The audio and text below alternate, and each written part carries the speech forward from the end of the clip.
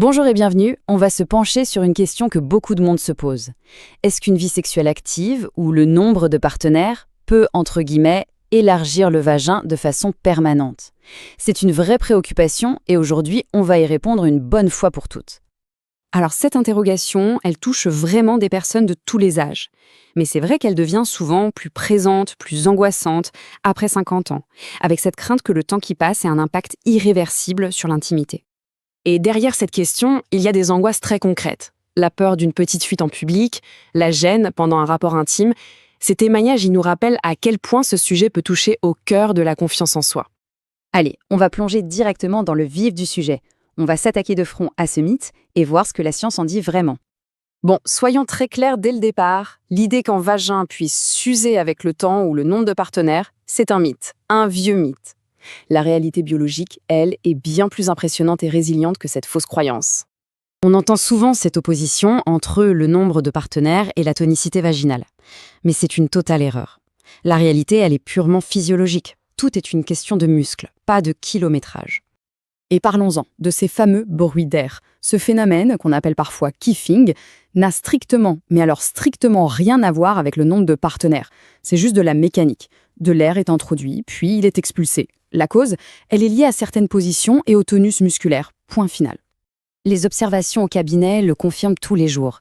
Une personne peut avoir eu 4 enfants par voie basse et avoir un périnée très tonique. À l'inverse, une personne bien plus jeune et sans enfants peut présenter un certain relâchement. L'historique de vie n'est donc vraiment pas le facteur déterminant. Voilà, maintenant qu'on a démonté ce mythe, voyons comment ça marche pour de vrai. Parce que oui, le secret de tout ça, il se trouve dans la biologie du muscle. Le vagin, c'est avant tout un organe musculaire et il est doté d'une élasticité assez remarquable. Sa structure est littéralement conçue pour pouvoir s'étendre de manière très significative, on pense bien sûr à un accouchement, avant de retrouver tout naturellement sa taille et sa forme de repos. D'ailleurs, des études sérieuses publiées dans le Journal of Sexual Medicine le prouvent, même après plusieurs accouchements, le diamètre vaginal au repos revient à moins de 3 cm pour la grande majorité des gens. La seule condition, que le plancher pelvien soit sain et bien tonifié. Et tenez, un fait assez surprenant, des recherches suggèrent que la qualité de la toute première expérience sexuelle pourrait influencer ce qu'on appelle la mémoire élastique des tissus.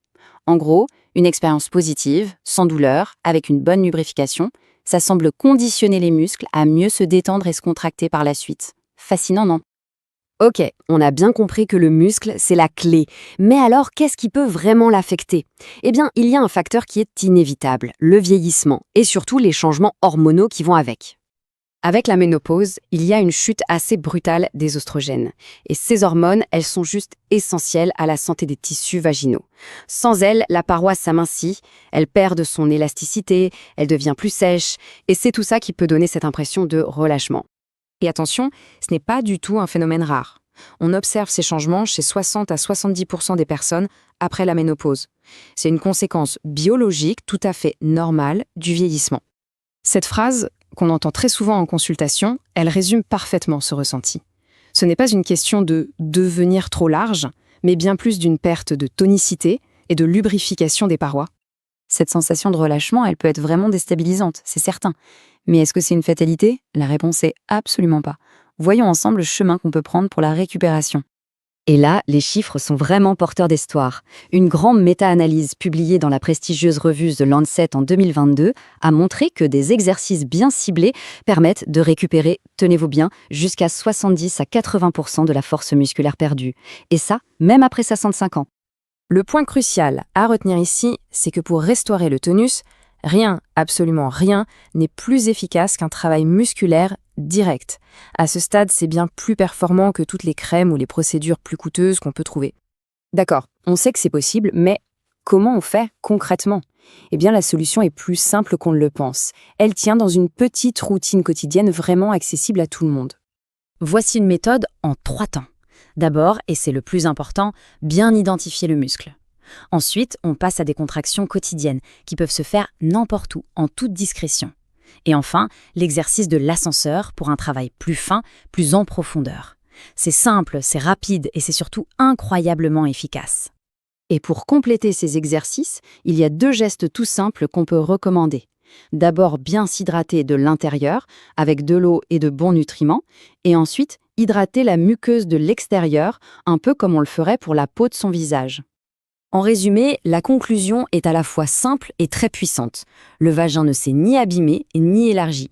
Il a juste besoin d'un peu d'entretien, surtout après la ménopause, exactement comme n'importe quel autre muscle de notre corps. Voilà, on a démystifié, on a expliqué, on a proposé des solutions concrètes. Il est temps de conclure avec une dernière petite pensée pour tout remettre en perspective.